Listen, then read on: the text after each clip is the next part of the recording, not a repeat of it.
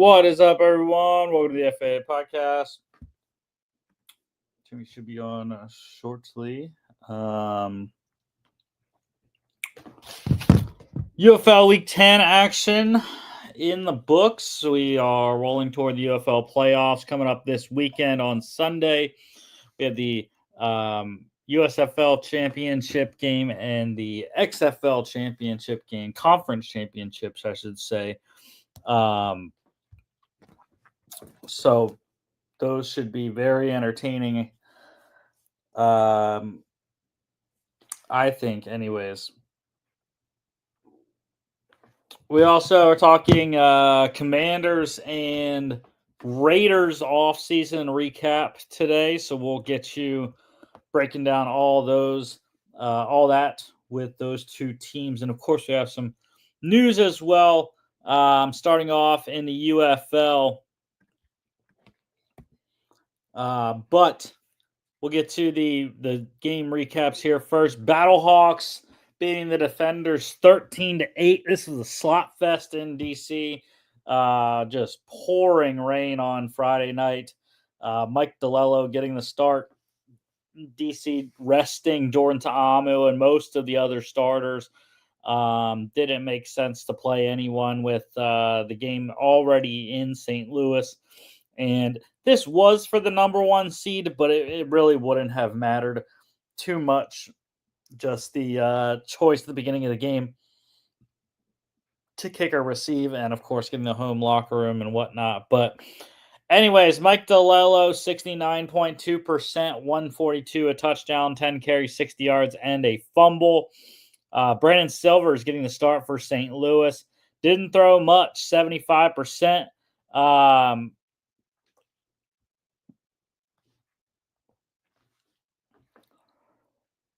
105 yards. Javian Howard, the St. Louis running game was very paramount on the night. 19 carries, 89 yards, a touchdown. Great night for Howard there.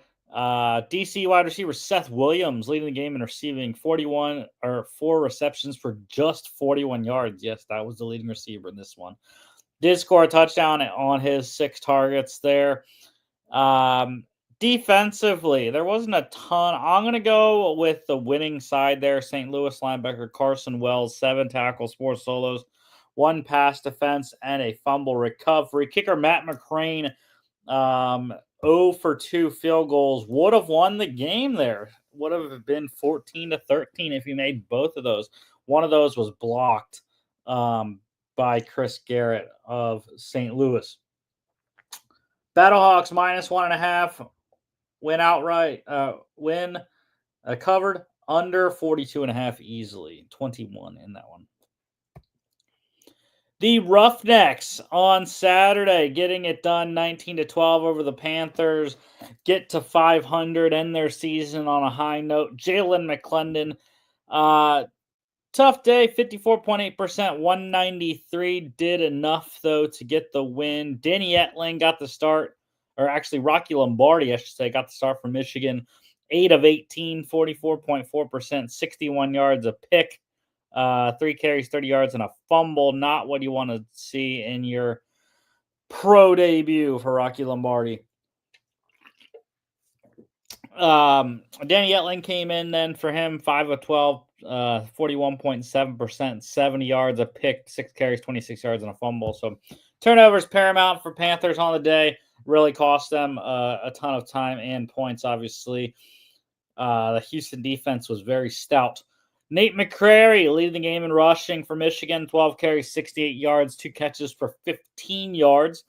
Lorenzo Lingard for Houston, Matt Colburn scoring touchdowns for Houston and Michigan, respectively there.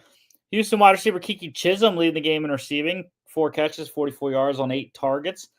And defensively, I gotta go with the guy that scored a touchdown. Houston linebacker Marvin Moody, 8 tackles, 3 solos, 2 pass defense, and a 32-yard pick 6 that won the game, essentially. Roughnecks +1.5 went outright under 41.5. Just 31 in that one. Renegades on Sunday beating up on the Brahmas 23-6. Luis Perez, very great showing in his final game of the season, 81.3%, 283. Had a rushing touchdown as well. Holton Ahlers played sparingly 0 for 1. He did throw an interception on that one pass attempt there. Kellen Mond, I was surprised Kellen Mond got the whole game for San Antonio, 63%, 153 carries, 14 yards. Just no offense for San Antonio. A lot of resetting to do in the offseason, is mostly at the quarterback position. I think they have some solid players. Jashaun Corbin led the UFL in rushing this year. John Trey Kirkland had a very down year after a very solid year the last couple of seasons. So yeah, I don't know. I think they have some skill guys and offensive line, but the QB definitely needs to get figured out there to be more competitive. Speaking of Jashaun Corbin, he led the game in rushing, 10 carries, 55 yards, and an 11-yard reception as well. Day Hunter scored a touchdown, did have a fumble, though, for Arlington.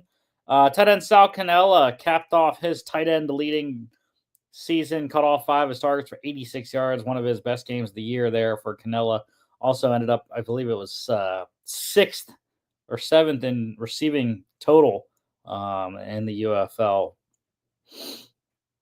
Defensively, I'm going to go with Arlington. Defensive end, Amani Bledsoe, 3 tackles, 2 solos, a sack, 2 tackles for loss. How about kicker Lucas Haversick? Made all 3 of his field goals, 41 for a long. Renegades -7, covered easily under 42.5. The final game of the UFL regular season, these Stallions absolutely demolished the Showboats, 46-9 drubbing by Skip Holtz's Stallions. Jamar Smith getting the start once again, 76.5%, 127, a touchdown. Andrew Peasley played in the second half, 64.3%, 93 yards, 2 carries, 22 yards. I thought he played very well as also. Dresser Wynn got the start for Memphis. Wasn't the greatest, 54.2%, 113, 2 picks, both returned for scores, and a 15-yard carry. Troy Williams wasn't that much better, completed 3 of his 4 passes for 14 yards. Birmingham running back Ricky Person Jr. led the game in rushing, 42 yards on 9 carries, 2 touchdowns for him. His teammate Larry Roundtree getting one in the end zone, as did Memphis's Deneric Prince. Memphis wide receiver Kai Loxley led the game in receiving, caught 5 of his 6 targets for 55 yards there. Touchdown for Birmingham wide receiver Amari Rogers in this one. And defensively, it's a guy that scored 2 touchdowns in this game. Former Mr. Irrelevant linebacker Tay Crowder had only 1 tackle. It was not a solo, but 2 passes defensed and 2 pick sixes, 51 yards in the first half, 75 yards in the second half. And yeah, the second one was wild. He did a fake pitch to get Isaiah Henney moving toward his teammate, thinking his teammate was going to get the ball, and Moody eventually outraced Henney then to the end zone. Great play there. And a Bulldog, by the way. Go Dogs. Take Crowder. Stallions -6.5 cover easily. They win by 37 over 38.5 by themselves.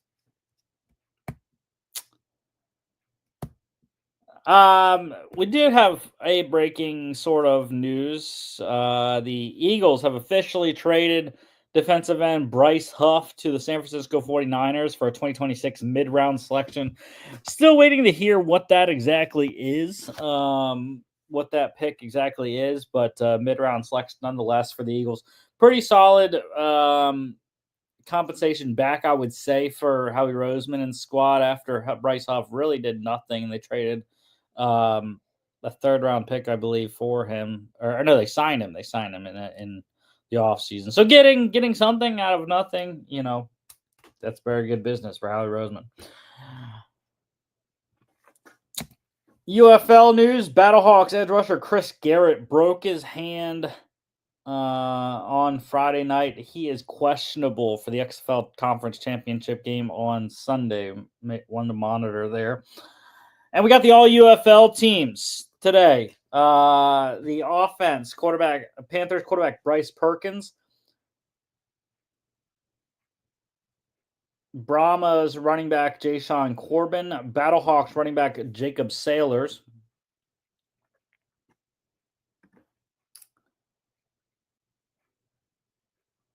Stallions wide receiver Deion Kane. Defenders wide receiver Chris Rowland. Renegades wide receiver Tyler Vaughns. Renegades tight end Sal Cannella. Panthers tight end Gunnar Oaks. Defenders offensive tackle Yasir Durant. Panthers offensive tackle Ryan Nelson. Battlehawks guard Steven Gonzalez. Panthers center Cole Cabral. And Battlehawks center Mike Penasuk.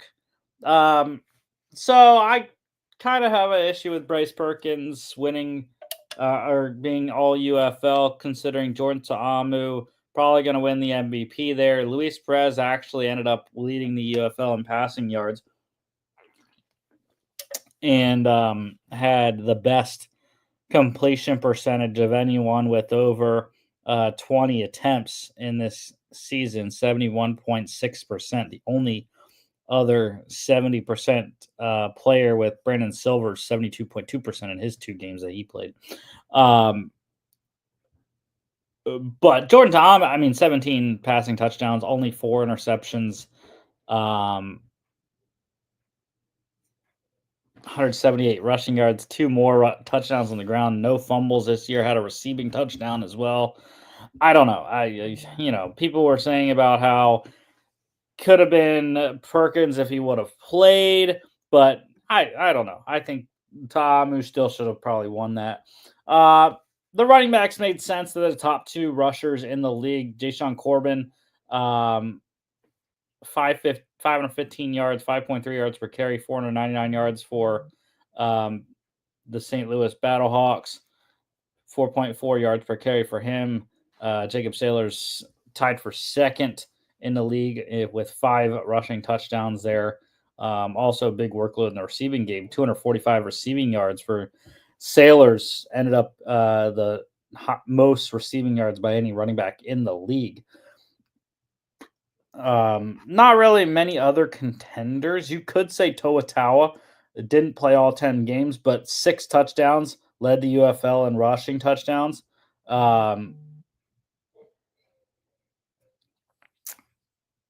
Yeah. Wide receivers. So COC Mariner, I think, got a little snubbed, the leading receiver in the UFL, 528 receiving yards. Only had 1 touchdown, though. I think that was a big sticking point there. Deion Kane with 6 touchdowns, third in receiving, 514 yards. Cordell Powell, I thought, should have had a chance at it. 7 touchdowns, led the UFL in receiving touchdowns this year, 418 receiving yards there. Chris Rowland, second in receiving yards, 522 on the year. Also had 40 rushing yards and a 9-yard passing touchdown to Jordan Ta'amu. Tyler Vaughns has been on fire as of late, so I don't know if he got votes that way, but 475 yards, 4 touchdowns for him.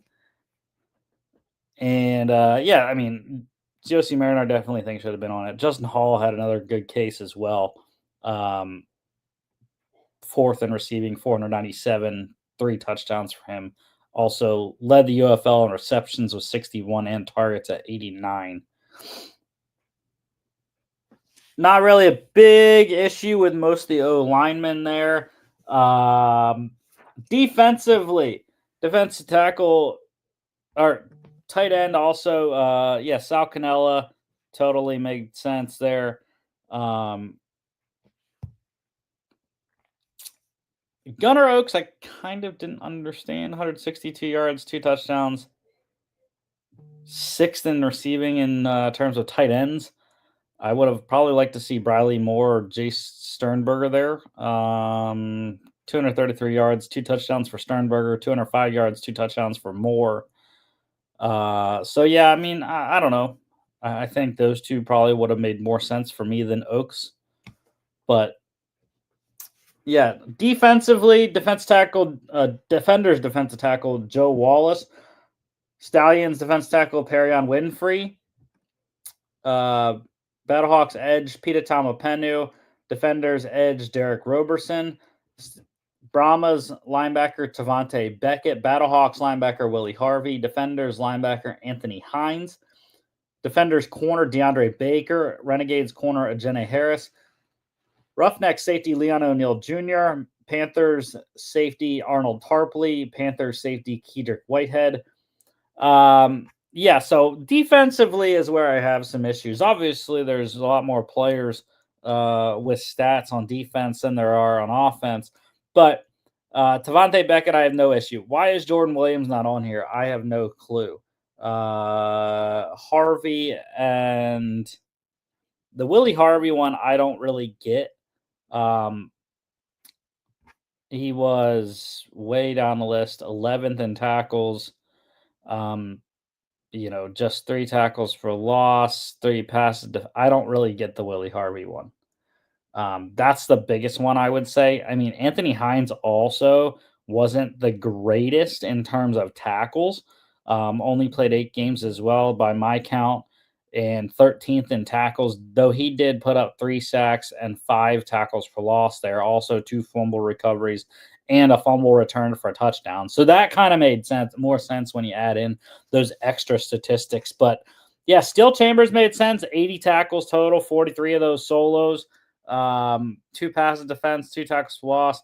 But yeah, Jordan Williams, I don't understand why he's not on here. 80 tackles, tied for second with Steel Chambers, 47 solos. That was the leading number in the UFL. 3 tackles for loss, pick, 2 pass defense, forced fumble, fumble recovery, and the pick was returned for a touchdown there. So I would have liked to see Jordan Williams in the place of Willie Harvey. Probably that would have been probably my selection. Donald Payne made a ton of sense as well. Could have put Marvin Moody there, but yeah, I kind of liked Frank Ginda as well. He only played 5 games. That's a tough one.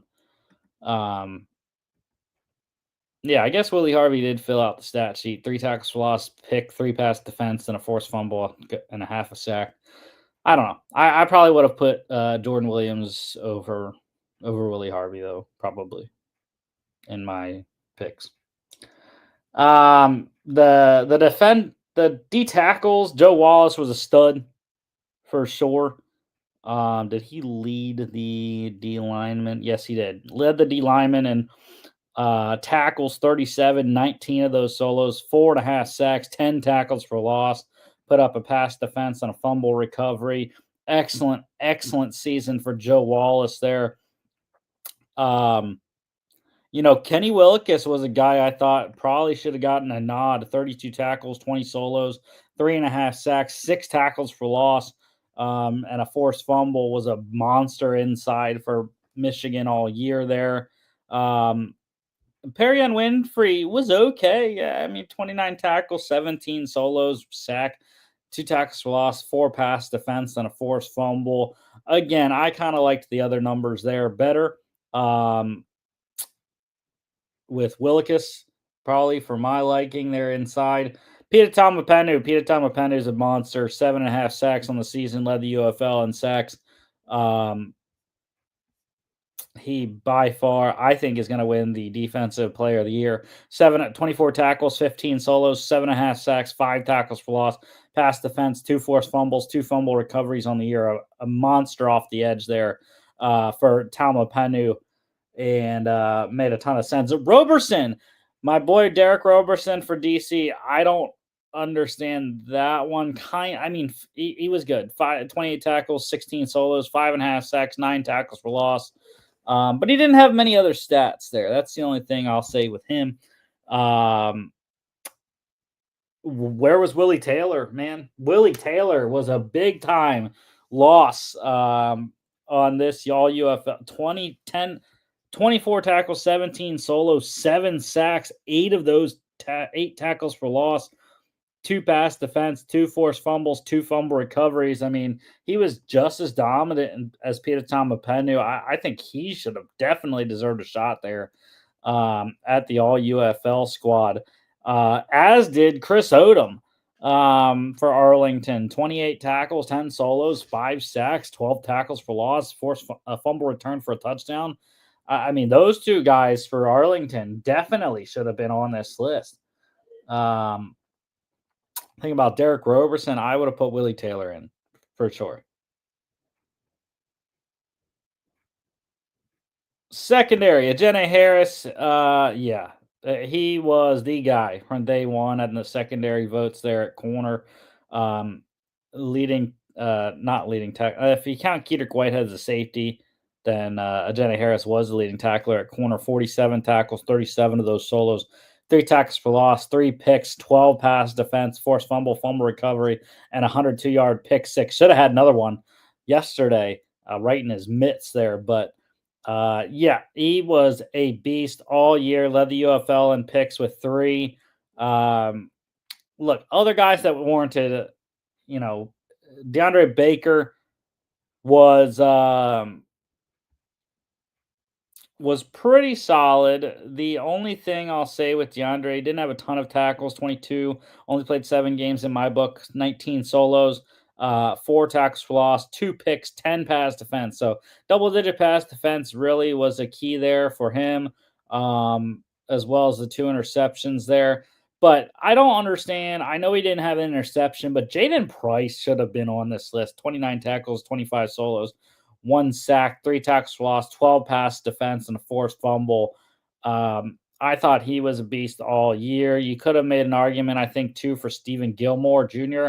for Birmingham, 40 tackles, 31 of those solos, tackle for loss, picked 9 passes defense there. So I think those are the other 2 guys I would have made a case for over DeAndre Baker. But DeAndre, it's hard to argue there with DeAndre's stats for sure. Other than the tackles, that's the only thing with him. Safety, I mean, Leon O'Neal was a beast all year for Houston. 49 tackles, 30 solos, sack, 4 tackles for loss, a pick. That was a pick six, 3 pass defense, forced fumble, fumble recovery, and a touchdown there. So yeah, I have no fault with him being on this list. Kind of stalled out, I thought, late in the year. Jordan Mosley, I thought, should have had an argument. Leading safety in the UFL in tackles, 65, 39 of those solos. Tackle for loss, 2 pass defense, 3 forced fumbles, 2 fumble recoveries. Eli Walker for Memphis as well, 62 tackles, 43 of those solos. Tackle for loss, pick, 2 passes defensed. Look at Arnold Tarpley, who made it here, 57 tackles, 40 of those solos. Tackle for loss, 2 picks, 5 pass defense, and a forced fumble. And then Keeter Whitehead, his teammate that made the team as well, 60 tackles, 40 of those solos, 5 tackles for loss, and 4 passes defense. So Keaton Ellis was another one I thought that had a pretty good year, 51 tackles, 33 solos, 6 tackles for loss, and a forced fumble. Jalen Elliott was also solid for San Antonio. But yeah, I think they got the safeties pretty well right here. Just looking at other guys' stats here at the safety position. Yeah, I mean Cameron Kelly, 2 picks, 4 pass defense. Yeah, I think they got it pretty right with the safeties. It's Lucas Dennis. How did Lucas Dennis not make? Look at this stat line: 33 tackles, 26 solos, sack, 5 tackles for loss, pick, and 6 passes defensed. That's probably the best stat line you'll see without making it there. Sean Preston also, or no, not Sean Preston. My bad. I was looking at Winfrey's stats there. But yeah, safeties were pretty good there. Special teams, kicker Battlehawks kicker Rodrigo Blankenship, Brahmas punter Brad Wing, Battlehawks long snapper Alex Matheson, and defenders kicker returner punt returner Chris Rowland. So made a ton of sense. Rodrigo jumped Harrison Mevis this week with his performance on Friday and Mevis's performance on Sunday. Rodrigo, 21 of 22, 95.5%, 56 for a long in this one. Mevis definitely, I mean, it was a 1A, 1B situation there. Mevis, 20 of 21, 95.2%, 63 for a long there. So Yeah, I mean it was a very solid performance for both of those guys. Um, Kicked the hell out of the ball all season long, and it's tough to leave Harrison Mavis off of that list, but you only get one there, and Rodrigo was the most accurate by 0.3 of a point. Brad Wing. Brad Wing led the UFL in average, tied actually, a three-way tie for net average, 48.1 with Roughnecks punter Mike Rivers and Battlehawks punter Sterling Hoffrichter. So that is why he was up there. And the real reason why I think he made it and the tiebreaker out of those three was he had the best punt percentage inside the 20-yard line, 34.3%. Hoffrichter was a close second, 32.3% in terms of those three guys there. And it was actually in terms of guys that had, played all 10 games or close to it, like Seth Vernon missed one, but Colby Wadman for the Stallions had the best inside 20 percentage, 37.9%. And Seth Vernon was second, 36.4%. So third with Brad Wing there, but again, he was one of the top three guys that had the best net punt average. Also tied Marquette King and Matt Mangle with the longest punt in the UFL this year, 69 yards. I know James Larson was lobbying for Matt Mangle potentially as a spot there on the All UFL. I don't see it in the stats. He tied for second most punts in the league at 39, but he had the worst net average per me here, 39.7% sub 40 net average. I don't see that. Also had the worst inside 20%, 17.9%. So I don't get that one for me, James.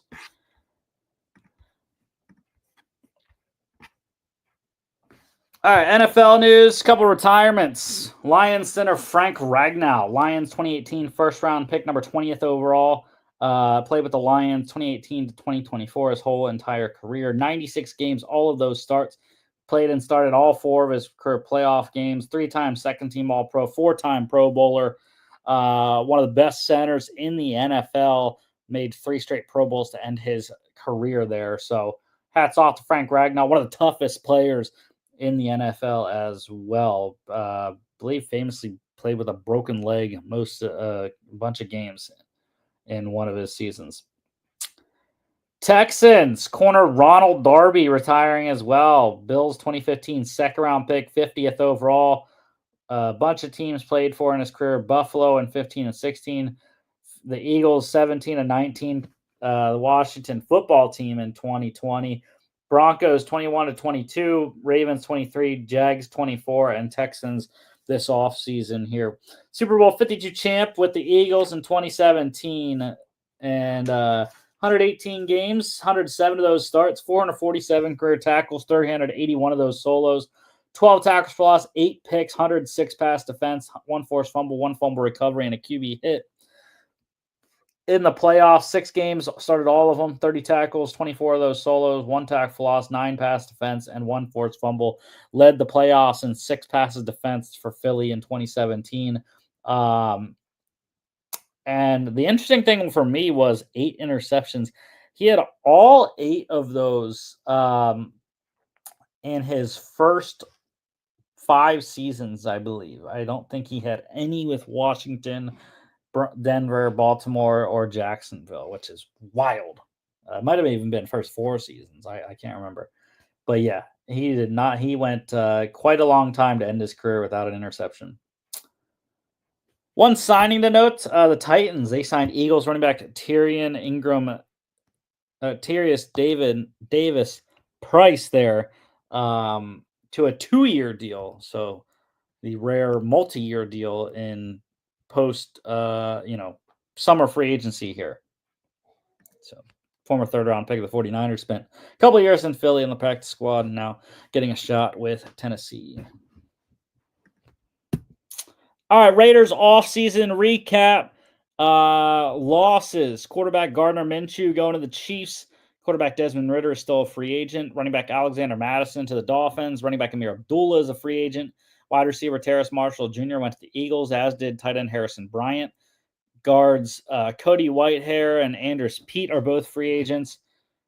Center Andre James went to the Chargers. Edge rusher Kaylavon Chason and linebacker Robert Spillane going to the Patriots. Linebacker Divine Diablo to the Falcons. Linebacker Luke Masterton, he is a restricted free agent.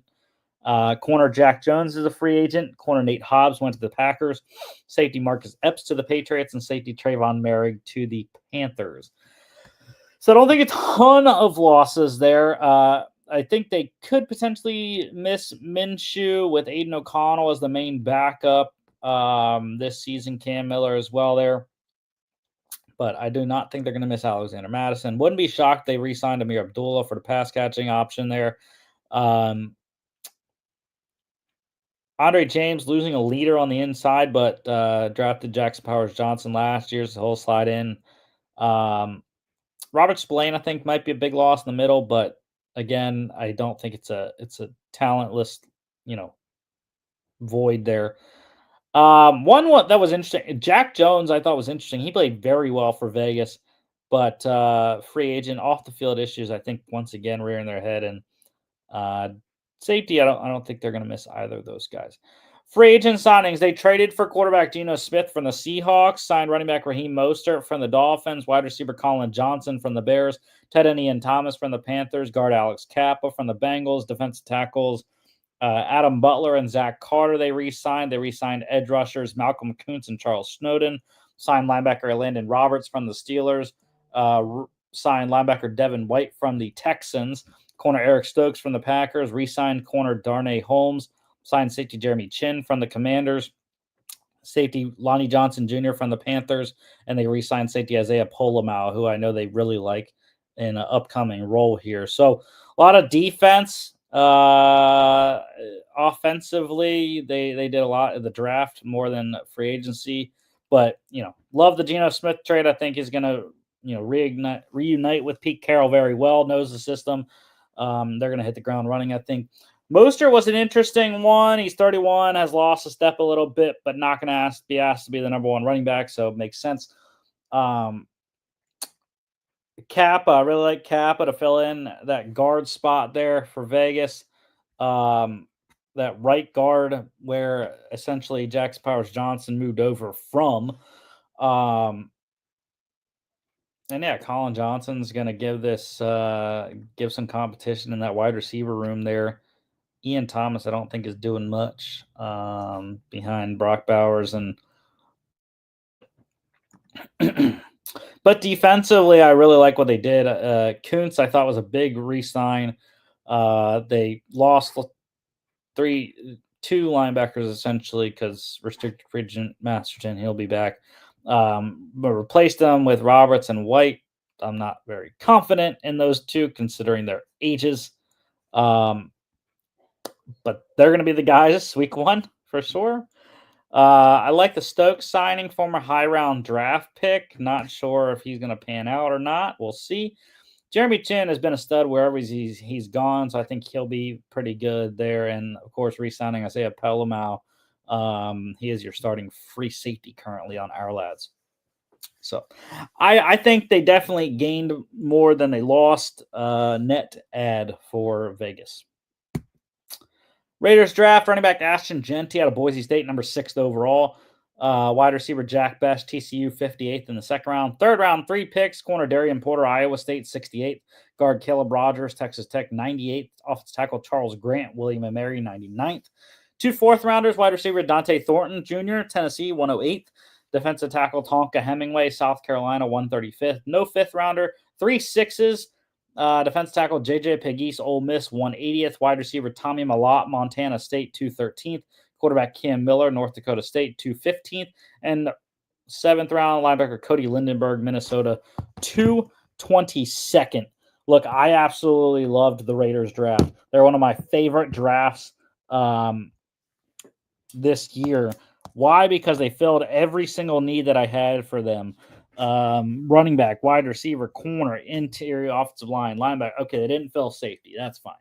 Linebacker, safety, interior defensive line, offensive tackle depth. I love that they got 3 wide receivers. That was a big time need for them.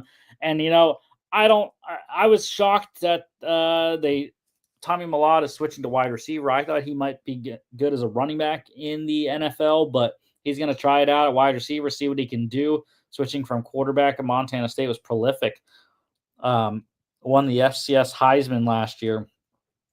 Cam Miller, pretty solid as well. And those two faced off in the FCS national title game this past season. So why not get both of them, right? But yeah, I mean, obviously, Genty's going to give this running game a monster boost, the worst rushing attack in the NFL last year. So he's going to give him a boost. I love Jack Bech, big body receiver, had an excellent pre-draft lead up there and rise into the second round. Darian Porter's a stud in the third round. I love the Caleb Rogers selection as well. Charles Grant, developmental offensive tackle, which they needed. I'm not very confident in this right tackle. DJ Glaze, third rounder last year, struggled a little bit. They also had 22 seventh rounder Thayer Munford. And Charles Grant going to be competitive, I think, for sure. Dante Thorne's a speed guy. Ran a little bit slower than people thought, maybe. Tonka Hemingway, a workhorse in the middle there. I loved J.J. Pegues in the sixth round. I thought that was excellent value. Can play him on offense as well, as we saw at Ole Miss. And then lastly, Cody Lindenberg. I mean, he's just a tackler, and he's going to get a shot, I think, to make this roster as the fourth or fifth linebacker here potentially. But yeah, the our lad doesn't like the rookies to make a ton of impact defensively. Darian Porter, one of the main corner backups, but offensively they should make a big impact. Ashton Genty, obviously the starter. Jack Bech, the starter. Dante Thornton, Tommy Millard, top 6 wide receivers. Charles Grant, the top, probably the swing tackle, I would say. Caleb Rogers, probably the top interior swing player there, unless he beats out Dylan Parham for that left guard spot. But yeah, I really liked the Raiders draft. I thought they filled many, many needs. So for me, I am going to go with an A for the Raiders. I think they did an excellent job. The only thing I would have liked to see, obviously safety was not filled, but they did a fine job in re-signing their guys in free agency. So I don't fault them for that. Also have 24 seventh rounder Trey Taylor and 23 fifth rounder Chris Smith in that room as well.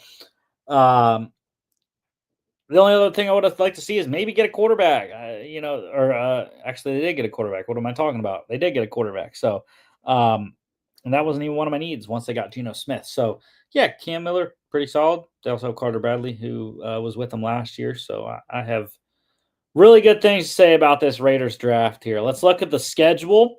At the Patriots, week 1, home against the Chargers, Monday Night Football. At the Commanders, home against the Bears. At the Colts, home against the Titans. At the Chiefs, week 8 bye. Love those right in the midseason there. Versus the Jags. At the Broncos, Thursday night. Home against the Cowboys, Monday night. Home against the Browns. At the Chargers, home against the Broncos. At the Eagles. At the Texans. Home against the Giants on a Saturday. That's a flex game, as is the home game against the Chiefs, week 18. So I think it's a very doable schedule for Vegas. Obviously, the division's very difficult. It might be one of the hardest ones in the league. But I think they can produce a solid record here. Probably right around the midway is the floor, I think, for this Vegas team. 7 to 9 wins, I think, is the floor. And if they can get it all together, I think, maybe 11 wins here for Vegas. Commanders offseason recap. Free agency losses. Quarterback Jeff Driscoll is a free agent. Wide receiver Olamide Zaccheaus went to the Bears. Wide receiver Jamison Crowder is a free agent. I think they should re-sign him.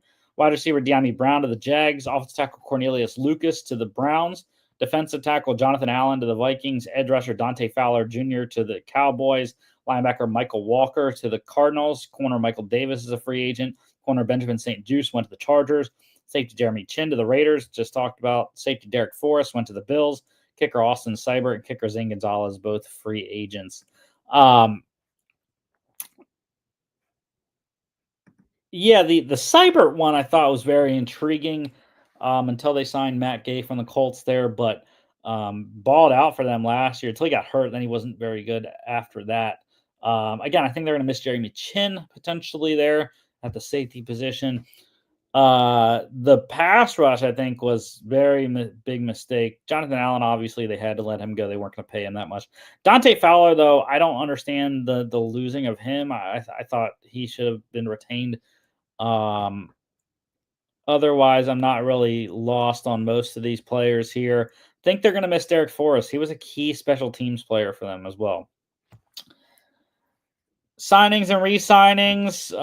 Quarterback Marcus Mariota re-signed. They signed quarterback Josh Johnson from the Ravens. Re-signed running back Jeremy McNichols and Chris Rodriguez Jr. Wide receiver Deebo Samuel traded for him from the 49ers. They re-signed wide receivers KJ Osborne and Noah Brown. Re-signed tight end Zach Ertz and John Bates, and offensive tackle Andrew Wiley. Got offensive tackle Laramie Tunsil from the Texans in a trade. Signed guard Nate Herbig from the Steelers. Re-signed center Michael Dieter. Signed defensive tackle Eddie Goldman from the Falcons. Defensive tackle Javon Kinlaw from the Jets. Edge rusher Jacob Martin from the Bears. Re-signed edge Clellan Ferrell. Got edge Dietrich Wise from the Patriots. Linebacker Bobby Wagner they re-signed, as did they did the same with corner Noah Igbenogany.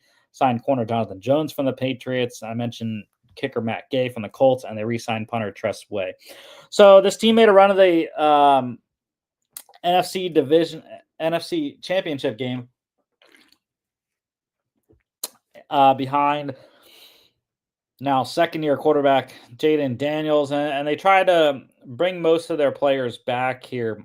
The additions, I think, are paramount. Laramie Tunsil at left tackle, obviously.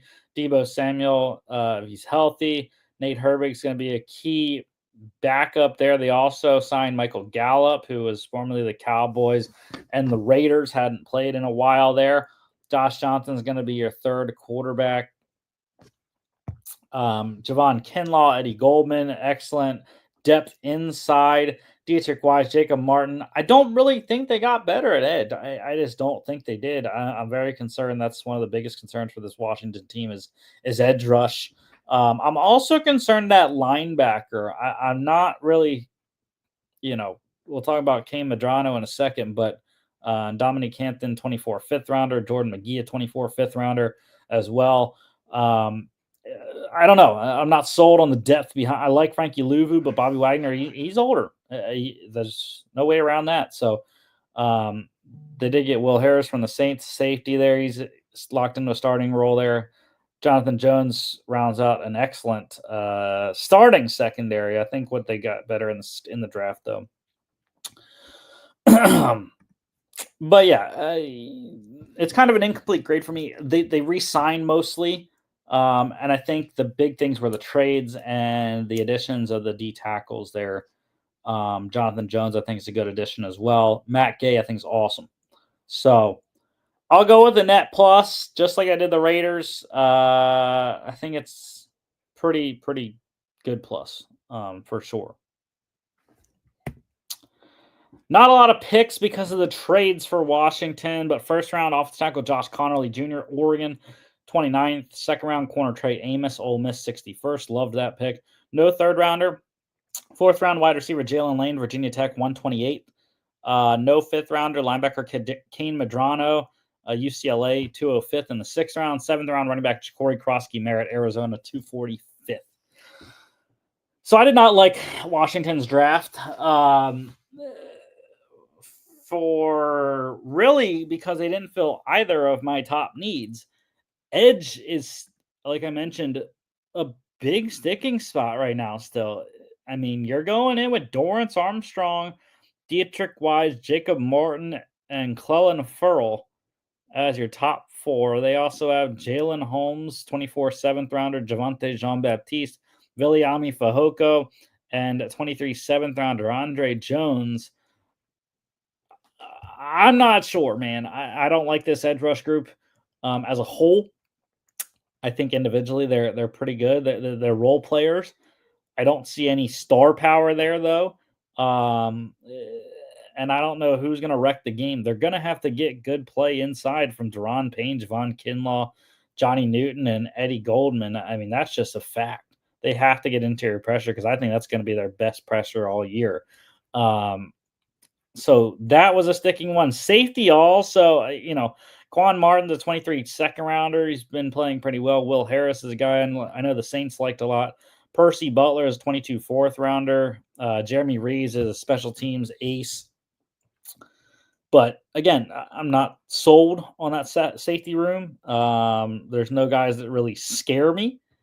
So that's why I wanted them to get a safety. They also didn't address interior offensive line depth either. They did in free agency with Nate Herbig, so I guess that's good. Josh Connolly, though, had to have it. Brandon Coleman, 24 third rounder, struggled a little bit at right tackle, but Connolly's going to give them options inside and at right tackle there. I didn't like the Jalen Lane selection either. I thought they maybe needed to go receiver, but maybe there was a different option there. And running back, I was kind of surprised they waited till the 7th round to get Krosky Merritt. I thought they might have gone running back earlier, even though it was my last need for them. But yeah, again, and Medrano, I'm not a big fan. He balled out at the combine, had a lot of great testing numbers. Trey Amos, though. Trey Amos, my favorite pick of them. I thought second round, 61st, right at the end of the second round, was excellent value for Trey Amos. Guy I had potentially owing in the first round. So I thought Amos was an excellent, excellent pick there for Washington. But with only 5 picks, it's hard to really gauge how this draft class is going to work out. So really, I think Washington, I'm gonna go with a C. I think for Washington, I really liked Amos. Connerly's pretty solid, but Lane's okay. But the Medrano and the Krosky Merritt selections, I wasn't that big of a fan. Even though Krosky Merritt did win offensive or MVP of the East West Shrine Bowl there, so I don't know. I wasn't the biggest fan of that draft for Washington. Schedule here for the Commanders at home against the Giants. By the way, I got my Donovan McNabb Redskins jersey on. At home against the Giants, at the Packers Thursday night, home against the Raiders, at the Falcons, at the Chargers, home against the Bears Monday night, at the Cowboys, at the Chiefs on a Monday night, at home against the Seahawks on a Sunday night, home against the Lions. They go at the Dolphins in Madrid. Week 12 bye a little bit later, but makes sense off the Spain game there. Home against the Broncos Sunday night, so they have even a little bit longer to rest all day Sunday. At the Vikings, at the Giants, home against the Eagles on a Saturday, home against the Cowboys on Christmas, and then they have a nice long break to go to Philly in Week 18. Maybe for the division, who knows? I think this is good. A tougher schedule here, second place schedule for a team that made the NFC Championship game. It starts out nicely. I think they can go 3 or 4-1 there. The Packers and the Chargers, I think, are going to be their 2 hardest games. Obviously, short week. Going to Green Bay early in the year is a tough one. But again, it's not going to be snowy and cold and everything, even though Washington's used to that. It's different up there in Wisconsin, though, for sure. I think the Falcons could be a sneaky one, as could the Raiders, but I think they should be able to beat the Giants, Raiders, and the Falcons. The Bears, who knows? Monday night game, hyped in Washington. We'll see. I think they should beat the Cowboys and the Giants, sweep both potentially. Obviously, in Kansas City on a Monday night is tough. Then they get the Seahawks on a Sunday night, which I think they're a wild card for sure. Obviously, the Lions game is going to be a tough one. The Dolphins are going to represent some defensive issues potentially there. The Broncos are tough. At the Vikings, we don't know what JJ is going to be like by then, but that defense with Brian Flores still solid. And then the 4 straight division games to end the year is going to be very taxing on the Commanders mentally and physically, especially because they get a short week against the Eagles on that Saturday game.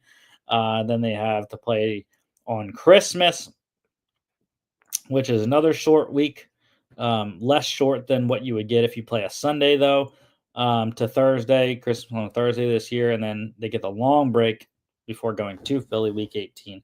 But I think it's going to be tough. I do think this is a playoff caliber team, though. I don't think they're going to be as good as last year just because the defense, I think, took a step back in terms of personnel. But I think offensively they should still be solid in year 2 with Jaden Daniels. And this team should still, again, win anywhere between 9 and 11 wins, I think. And that is the show for today. No other news going on. Next week, it will be UFL Championship week. We'll have your UFL Conference Championship game recaps next Monday, as well as continuing our offseason recaps series with the Panthers and the Ravens. Make sure to tune in on Thursday. We're doing a Thursday show this week. We got the Lions and the Jets coming up on Thursday, if y'all can make it. Don't forget to follow us on all our social media at FAA Podcast, Instagram and X, FAA_bets on X as well. FAApodcast.com is our website. Check us out here on YouTube, Facebook, X, and Instagram, as well as Spotify, Apple Podcasts, iHeartRadio, and TikTok at FAA.podcast. And we will see y'all back on Thursday.